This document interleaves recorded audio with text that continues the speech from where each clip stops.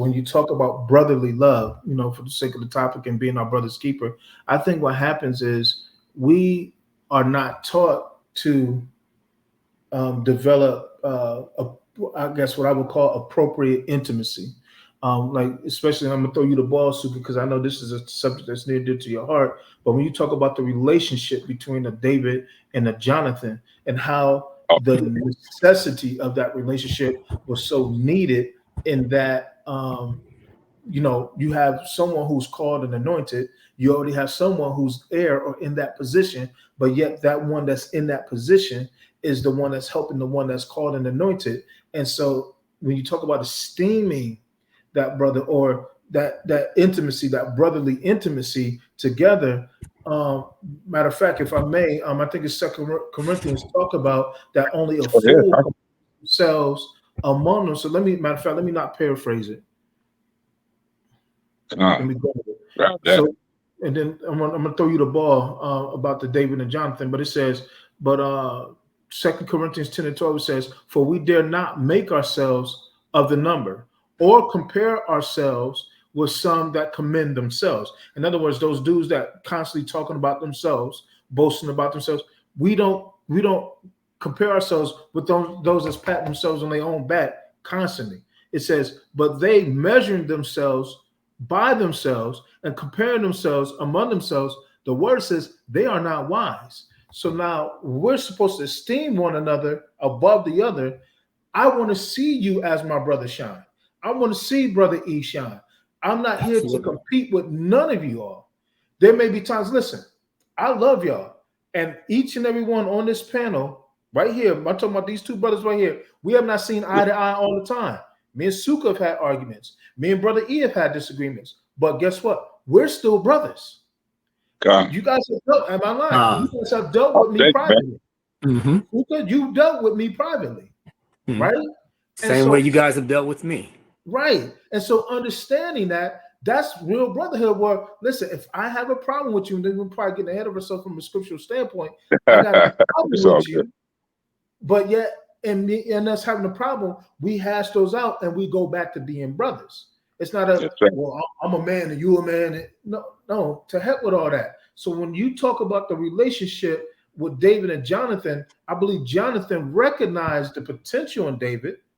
And then seeing the potential in David, he wanted to nurture the anointing that was upon David's life, to the point that he was willing to yield his own spot. I'll pass the buck to you on that one, Suka. Man, listen, go to 1 Samuel 18 and read that first verse. Yes, sir. 1 Samuel 18 and read that first verse. Then we'll see two brothers practicing Torah. Yes, sir. We're going to see two brothers practicing Torah. 18 and 1. Yes, sir. 1 Samuel 18 and 1.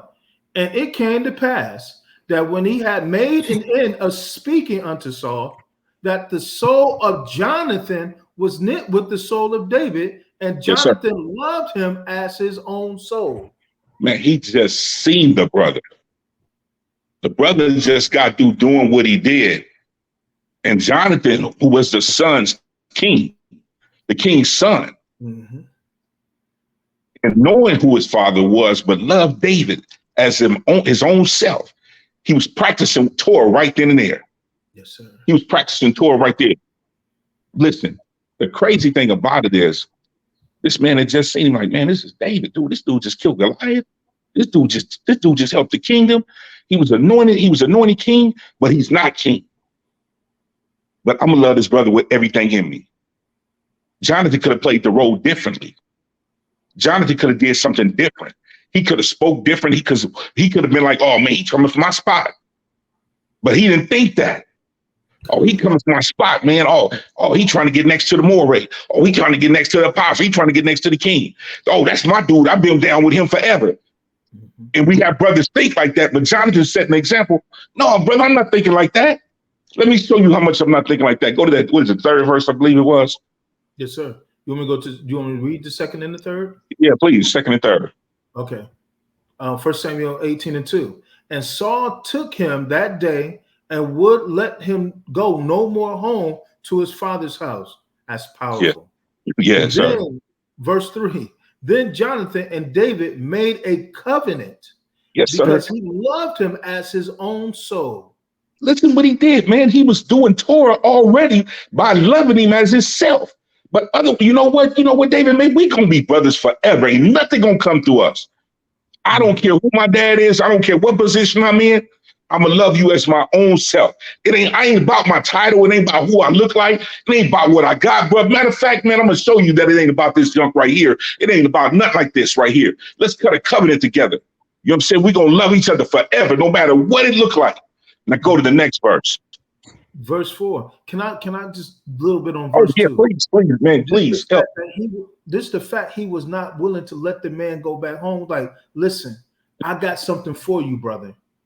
What you need, I got for you. I can't let you go back home because I got to nurture that thing. I recognize something about you and I got to nurture that thing in you. He wanted to pull the royalty out of David. And so I'm like just seeing that he understood, listen, what you need to know for the next phase of your life, you're not going to learn that at home, brother. And David was humble enough to say, you know what? I ain't got all the answers. Come on. Thank you, brother. Lead me, brother. Show me the way, my man. Yes, sir. That just jumped out to me. Verse 4. Hold on, before you say that. Jonathan, man, had a sincere humility to himself. Definitely. He had a sincere humility to himself. So having that, he really loved the Most High. He really loved the Most High. If you read on more into the story, you will really understand who Jonathan was and the type of brother he was. This is showing you this right here. The scripture said these things were written aforetime for what? Our example, to show us how to love one another, how to be with each other.